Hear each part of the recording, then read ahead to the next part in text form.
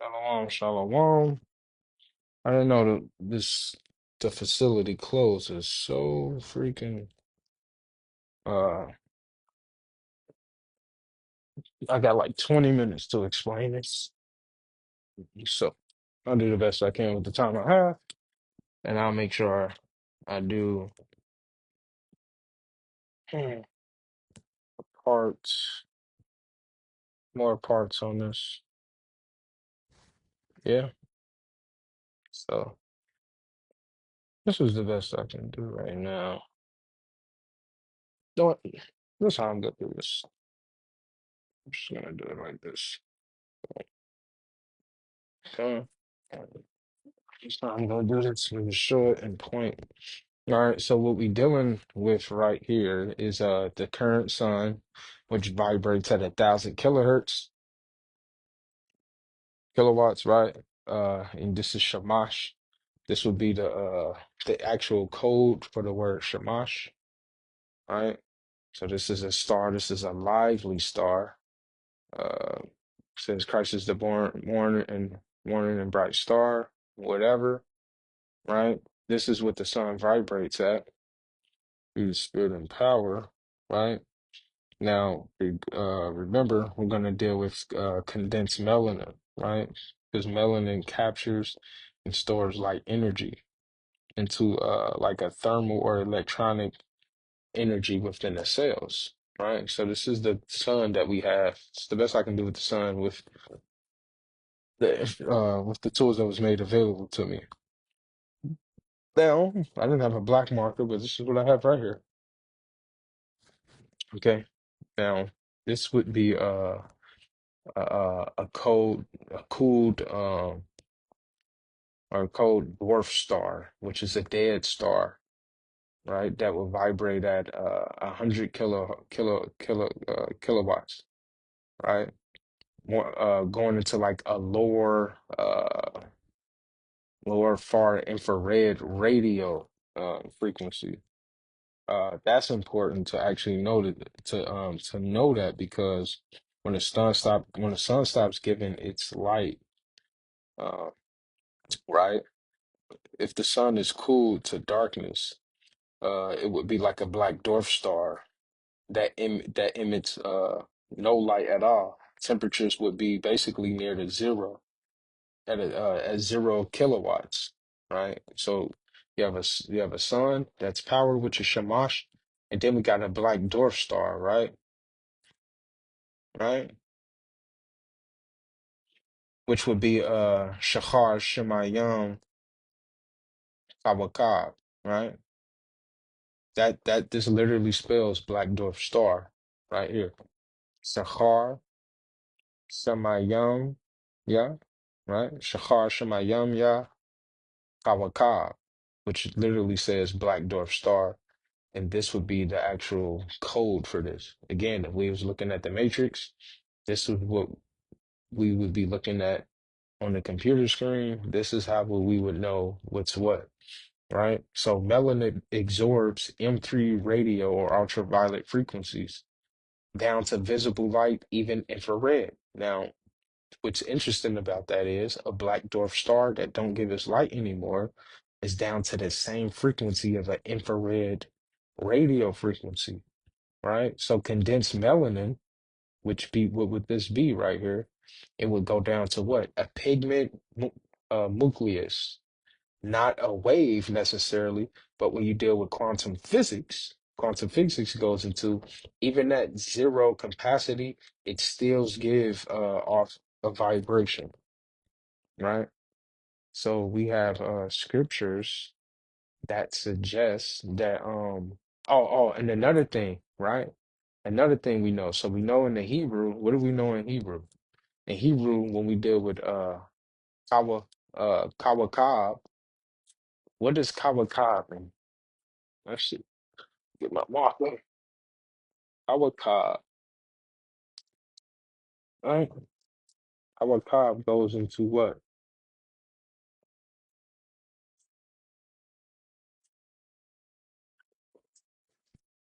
Brethren, right? So what we even still dealing with here is a celestial body. This is a celestial body, right? It's not giving its light anymore. It's not imitating this, which is why we know melanin would be condensed. Uh, it's like a light, sunlight is condensed melanin because it goes into that celestial body, the same celestial body that the Father said we would have, right? You see that? Let's get that real quick. Celestial bodies, man, through the spirit of our body. Jimmy Abashah. Celestial bodies, man.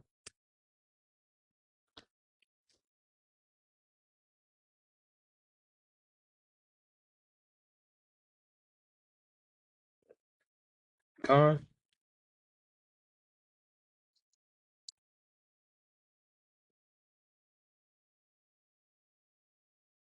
see that? So you got Shachar, Shemayamya, Awakab, right? Literally means black dwarf star, which goes back into a celestial body, right? Which is a black dwarf star, which means dead, and it's only called a dwarf star because it's not emitting this frequency anymore, right? Which goes back to it being reduced, right? So this is the reduction of the star, which even when you deal with this on the quantum physics level, right? It still emits a vibration, which is energy. And we even know that because when you deal with atoms, right? When we deal with atom or atoms on the atomic level, they what?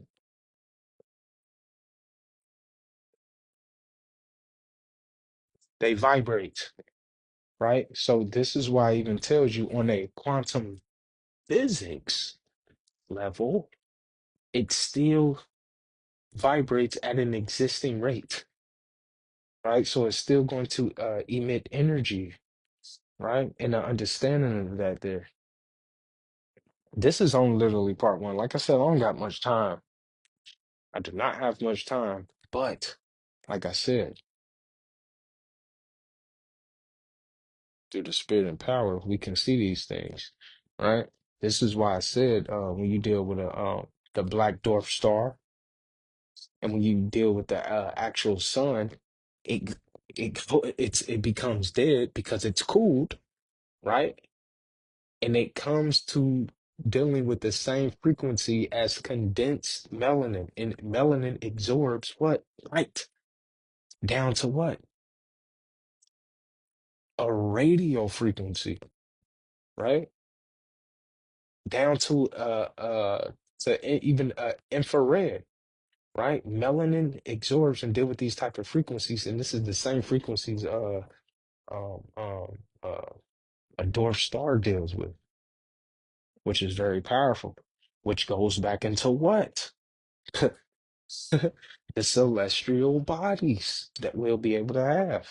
This is all in the Bible, right? So this goes back to all to the celestial bodies that we'll be able to inherit and intake. This is actually Bible prophecy dealing with the celestial bodies,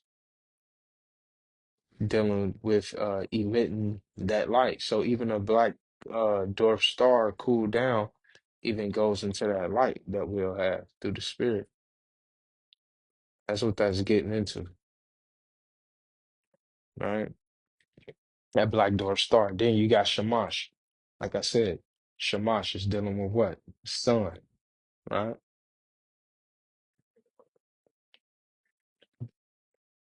Vibrating at that type of frequency. Pigment nucleus, right? So pigment nucleus is they say so called isn't vibrating, but we know when you deal with the quantum physics aspect, it's still vibrating. In it emits vibrations of energy, which goes back to that celestial body, which is why Tawakab goes back to brethren, right? Shemayamai, which means celestial, right? Is dealing with what? The celestial bodies, Khan. Now, this is the same divine bodies that a black dwarf star is that emits what? Lower infrared and radio frequency. This is the same infrared and radio frequency that what? Melanin absorbs. The same type of frequency, right? You see that? You see that? That's powerful right there through the spirit and power of Yahweh Hashem Yahushua. Like I said, look, I don't got much time. This is just something I wanted to run over that y'all could grasp real quick. I probably got like 20 minutes in here. With that, I'm gonna say Kahal Yahweh Hashem, Hamashiach, Yahushua, the water, Kahal Yahweh. And I am gonna get out some basic Paleo Hebrew stuff so y'all can understand this more because a lot of this information I'm actually start putting in the language as well and writing this stuff out in the language, and it's just gonna be that moving forward to keep this stuff a little bit coded. Even though I'm gonna put stuff out, but I'm gonna just start dealing with the language a little bit more. So anyways, now that y'all got this, take some notes. I'm gonna do more videos on this, and I'm gonna actually clip some stuff together and relate this to some matrix breakdowns. Because again, without all of this, if we was looking at this in code, this would be the code. This would how you would say black dwarf star, right?